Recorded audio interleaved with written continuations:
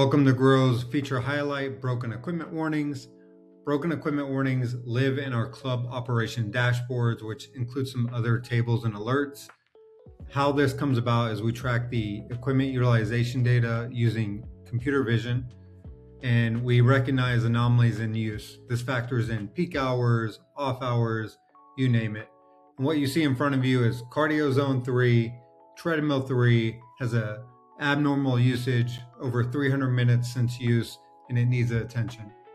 We integrate with the scheduling to alert the staff that are active during that time.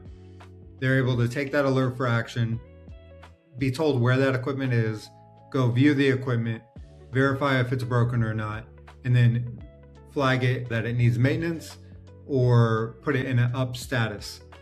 The future state is we'll be able to also enable agentic AI where they verify the equipment is broken, they click a button, and the AI handles getting scheduling with the technician and things of that nature.